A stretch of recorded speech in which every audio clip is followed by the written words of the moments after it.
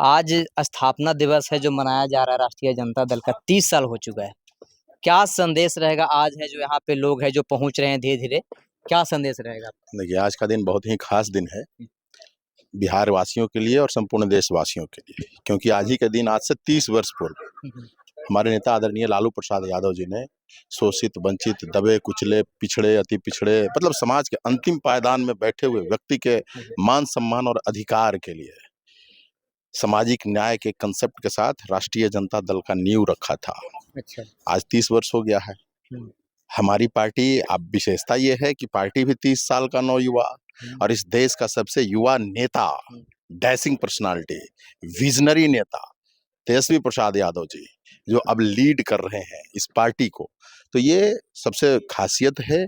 और पार्टी के इन 30 सालों के सफर में चूंकि काफी उतार चढ़ाव हमारी पार्टी ने इस 30 वर्षों में देखा, लेकिन जो नीति और सिद्धांत है पार्टी का, तो हमारे निष्ठावान जो कार्यकर्ता हैं, परिश्रमी कार्यकर्ता हैं, उनके निस्वार्थ परिश्रम की वजह से, उनके निस्वार्थ संघर्ष की वजह से पार्टी के कार्यकर्ताओं का, समर्पित कार्यकर्ताओं का आज भी लगातार आप देख रहे हैं सत्ता में, मतलब जो पिछले 20, 25, 30 सालों से जब से पार्टी की स्थापना उसके बाद से, तो इसके बावजूद जो विचारधारा है लालू प्रसाद यादव जी का, उस विचारधारा को मजबूती प्रदान करने के लिए पार्टी का एक एक निष्ठावान कार्यकर्ता, परिश्रमी कार्यकर्ता निस्वार्थ भाव से 24 घंटा दिन रात एक करके पार्टी को आगे बढ़ाने में लगे हुए हैं। और आज भी बिहार की सबसे बड़ी पार्टी के रूप में हमारे कार्यकर्ताओं के परिश्रम के बदौलत राष्ट्रीय जनता दल बिहार की सबसे बड़ी पार्टी के रूप में अभी भी अधिष्ठापित है, स्थापित है। वोट के मामले में ना बोल रहे हैं आप? बिल्कुल, अरे भाई, राजनीतिक दल है तो चुनाव है, चुनाव है तो वोट है। अच्छा। वोट तो के फिर भी आपकी पार्टी इतनी मामले में मजबूती से चुनाव लड़ती है, लेकिन फिर भी आपकी पार्टी 25 सीट पर सिमट जाती है। अनैतिक गठजोड़, संवैधानिक संस्थाओं का दुरुपयोग, संवैधानिक संस्थाओं पर कब्जा करके भारतीय जनता पार्टी जो है, लोकतंत्र है कहाँ? और हमारी पार्टी अब इसी का लड़ाई लड़ रही है, इसी की लड़ाई लड़ रही है। वो जो संपन्न हो गया है अवैधानिक तरीके से सत्ता पर कब्जा करके, और मतलब अब देखिए ना भाई, अभी क्या हो रहा है, जनता जो प्रतिनिधि को निर्वाचित करती है अपना मत दे करके, उसको कितने बड़े स्तर पर खरीद फरोख्त हो रहा है, किसी से छुपा हुआ है क्या? तो लोकतांत्रिक व्यवस्था में, लोकतांत्रिक मूल्यों में भारतीय जनता पार्टी को विश्वास ही नहीं है। लेकिन फिर भी हमारी हमारी पार्टी, हमारे नेता आदरणीय लालू प्रसाद यादव, अभी सुने होंगे 1 तारीख को उन्होंने कहा, 2 ही शब्द में एक बात अपनी कह दी कि हम लड़े हैं और लड़ेंगे।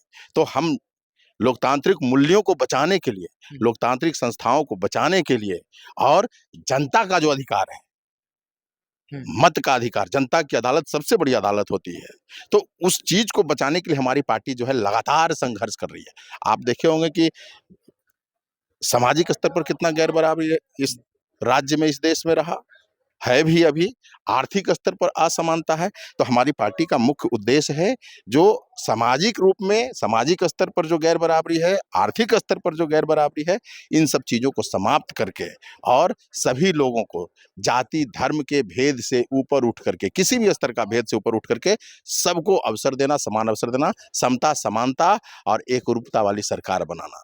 अभी बिहार के अंदर में एक समीकरण है जो चल रही है, यादव और स्वर्ण का समीकरण, सोशल मीडिया पे काफी तेजी से वायरल हो रही है। क्या लगता है फ्यूचर में ये समीकरण एक साथ दिखेगा आपके अनुसार से? देखिए, फ्यूचर में राजनीति विचारधारा से होता है। ठीक है। यादव, सवर्ण मतलब जाति, वर्ग, धर्म मायने नहीं रखता। जैसे आपका सोच और मेरा सोच अगर एक हो गया तो कोई अंतर है क्या?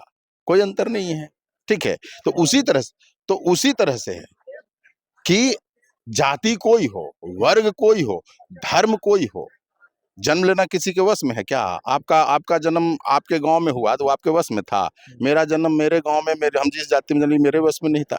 तो कोई कहाँ जन्म लेगा, ये किसी के वश में नहीं होता। इस धरती पर जो आया, भारतीय मिट्टी में जो जन्मा, तो भारतीय संविधान के हिसाब से हर तरह के भेद से ऊपर उठ करके उसको मान सम्मान देना, अवसर प्रदान करना, किसी भी प्रकार का एट्रोसिटी उसके साथ ना हो, किसी भी भावना के साथ, जाति के आधार पर, धर्म के आधार पर, आर्थिक आधार पर, है ना? तो ये लड़ाई लड़ने वाली बात है। और रघुवंश बाबू, आप सवर्ण की बात कर, रघुवंश बाबू, जगदानंद सिंह जी, रघुनाथ झा जी, है ना, एक से एक नाम है, शिवानंद तिवारी जी, बहुत सारे लोग हैं जो सामाजिक न्याय की धारा है उसके साथ वो चल रहे हैं। जैसे देश मजबूत कैसे होगा?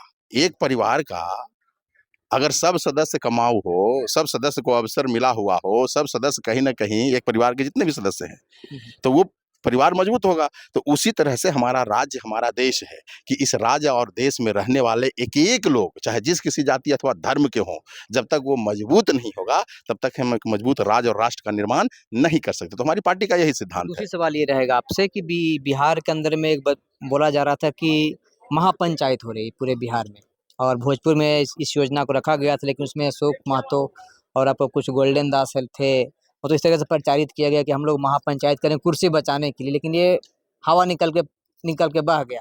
तो अब आपको क्या लग रहा है कि आप लोग को वहां पे जाना चाहिए, आप लोग क्यों नहीं गए? देखिए, हमारे नेता शुरू से ही जब से भारतीय जनता पार्टी की सरकार बनी और जो एनकाउंटर की प्रक्रिया, जो परंपरा जो कायम हुआ एनकाउंटर करना, अरे भाई अगर एनकाउंटर पुलिस ही सब काम कर देगा तो फिर न्यायालय की क्या आवश्यकता है? कैसे आप गोली मार दीजिएगा किसी को? उसकी एक व्यवस्था है हमारे के यहाँ, एक प्रक्रिया है, न्यायिक प्रक्रिया के तहत जो अपराधी है, जो अपराध किया गया है उसको डिफाइन करते हुए, जस्टिफाई करते हुए उसको दंड देने का प्रावधान है। एनकाउंटर कर दीजिएगा आप। अरे इनकाउंटर करने का भी तरीका है कि जब कोई आदतन अपराधी है, लगातार अपराध पर अपराध कर रहा है, ठीक है, पुलिस के पकड़ से बाहर है, तो पुलिस इनाम घोषित करती है 10,000 का, 20,000 का, 25,000 का, 50,000 का, लाख का, 5 लाख का। अंत में जब फिर भी परेशानी खत्म नहीं हो रहा, नहीं पकड़ में आ रहा, तो होता है कि जिंदा या मुर्दा। तो जब तक जिंदा या मुर्दा घोषित ना हो प्रक्रिया के तहत, तब तक आप इनकाउंटर कैसे कर दीजिएगा? ठीक है। तो भरत तिवारी के मामला से पहले भी जितने इनकाउंटर, हमारे नेता हमेशा से कहते रहे पुलिस गलत। अब मुख्यमंत्री कह रहे हैं कि जाति पूछ के इनकाउंटर करो, जाति पूछ लो भाई, गोली मार दो, हरा गमछा वाला खोजो। तो इस तरह के इंटेंशन वाला व्यक्ति अगर सर्वोच्च संवैधानिक पद पर बैठा रहेगा तो अराजक की स्थिति तो उत्पन्न होवे न करेगा। उसी का परिणाम है कि जिसको जहां मन हो रहा है वो काम कर रहा है, डर भय खत्म हो गया। गुंडा मवाली जैसा बात करना, बताइए ऐसे होता है क्या? अच्छा, अंतिम संदेश क्या देना चाहेंगे गया वासियों के लिए? आप जिला अध्यक्ष हैं 5 विधानसभा का, क्या संदेश रहेगा? बहुत ही लोग, अभी तो बहुत ही कम लोग पहुंचे हैं इस देखिए, कम लोग नहीं, अभी तो कार्यक्रम की शुरुआत हो रही है ना? तो कार्यक्रम की शुरुआत हो रही है, अभी लोग धीरे धीरे आ रहे हैं और हम जिला अध्यक्ष हैं, पार्टी का एक एक कार्यकर्ता बराबर है, भूमिका अलग अलग है, चाहे जिला में हो, प्रदेश में हो, राष्ट्रीय कमेटी में हो, प्रखंड में हो, पंचायत में हो या बूथ का कार्यकर्ता, सब बराबर है, भूमिका अलग अलग है।